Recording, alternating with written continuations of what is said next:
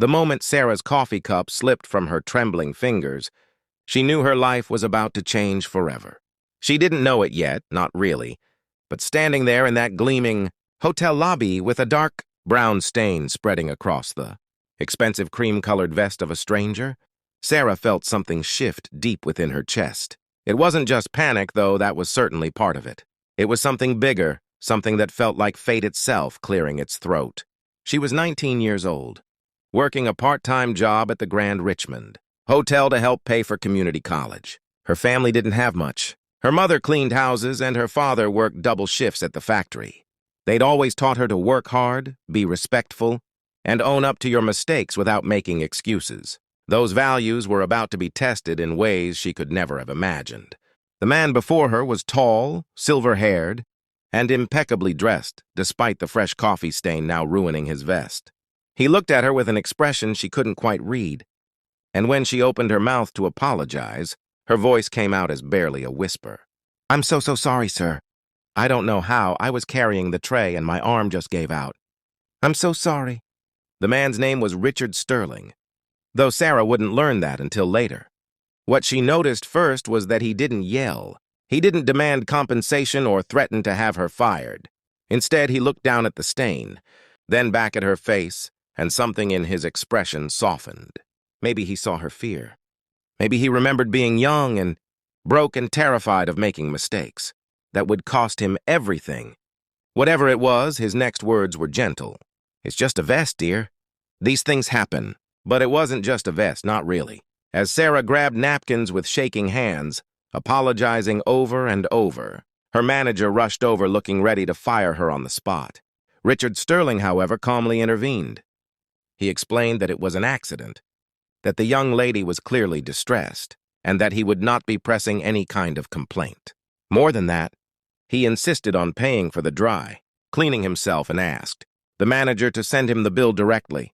Sarah's manager, somewhat stunned by this response, backed down. As Richard Sterling walked toward the elevator, he paused and turned back to look at Sarah one more time. She remembers that look. It was like he was seeing something in her that she couldn't yet see in herself. That night, Sarah cried in her tiny bedroom apartment, certain she'd be fired anyway. Her mother found her and held her while she explained what happened. Her mother, Elena, stroked her hair and told her something she'd said 1,000 times before.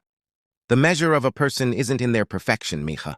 It's in how they treat others when things go wrong." Sarah showed up to work the next day expecting the worst. Instead, she was called into the manager's office where Richard Sterling was waiting. He'd returned to the hotel specifically to see her. When she walked in, he stood up and extended his hand. Sarah was confused until he explained that he'd noticed something about her.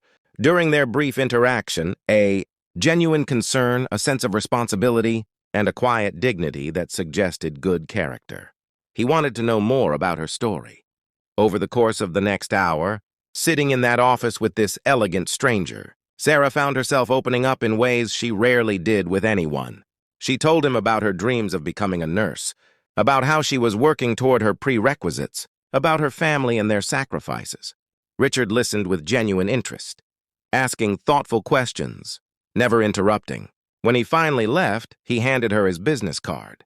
He told her that he was looking for someone to assist him with a foundation he'd started, work that could be done part-time around her class schedule.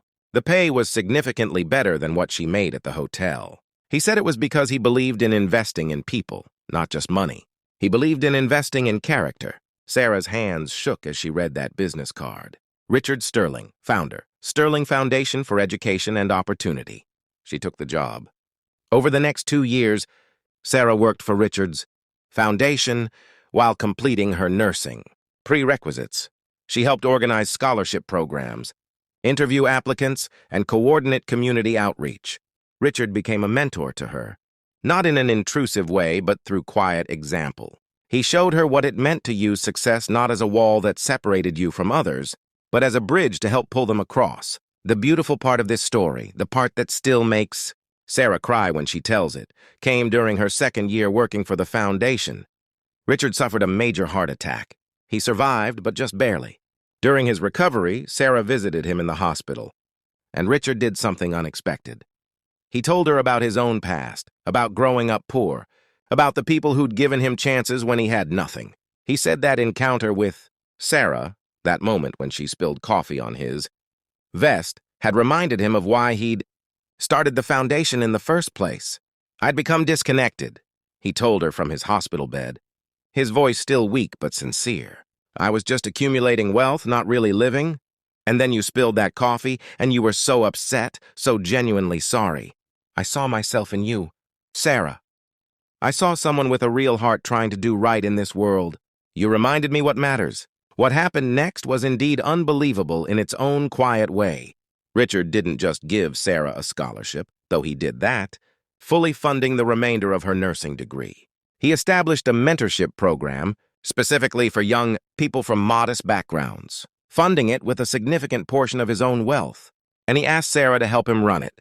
By the time Sarah graduated with her nursing degree, she was already working full-time as the program coordinator for the Sterling Foundation's initiative. She went on to work as a nurse during the day and managed the Foundation's programs in the evenings and on weekends. Over the next decade, that program would help over 300 young people pursue higher education and meaningful careers. Richard Sterling lived another 17 years after his heart attack. He and Sarah developed a profound friendship, one that transcended the gap in their ages and backgrounds. He attended her college graduation with her parents. He was there when she received her nursing license. He even walked her down the aisle when she married her high school sweetheart, Miguel, who she'd met in one of her community college classes. When Richard passed away at 83, his will contained a surprise. He'd endowed the Sterling Rodriguez Foundation, combining Sarah's married name with his own, with enough funding to continue the scholarship and mentorship program indefinitely. The foundation was now in Sarah's hands. The thing that Sarah learned from that spilled coffee, from Richard's unexpected kindness, and from the years that followed, was something simple but profound. She learned that in a world that often feels cold and transactional, small moments of genuine kindness matter immensely. That accident in the hotel lobby could have been just another embarrassing mistake in a young person's life. Instead, it became the beginning of a beautiful friendship and the catalyst for a legacy of positive change. Today, more than 15 years later, Sarah runs the Sterling Rodriguez Foundation full-time. She still works as a nurse part-time at a local clinic, remembering always where she came from. Every scholarship given, every young person helped, every person pulled up through education and opportunity, all of it traces back to that moment, when her hand trembled and a cup of coffee slipped from her fingers. She keeps Richard's vest in a frame in her office, cleaned of the stain, preserved as a reminder. When young people come to her asking for help, asking for a chance, she tells them this story. She tells them that sometimes the most transformative moments come disguised as accidents, that kindness costs nothing but can be worth everything, and that one person who believes in you can change the entire trajectory of your life.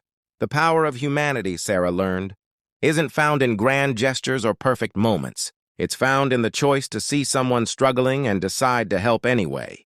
It's found in spilled coffee and second chances, in mentorship and genuine connection, and it's found in the beautiful, ordinary miracle of one life touching another and setting off a chain reaction of goodness that extends far beyond what either person could have imagined alone.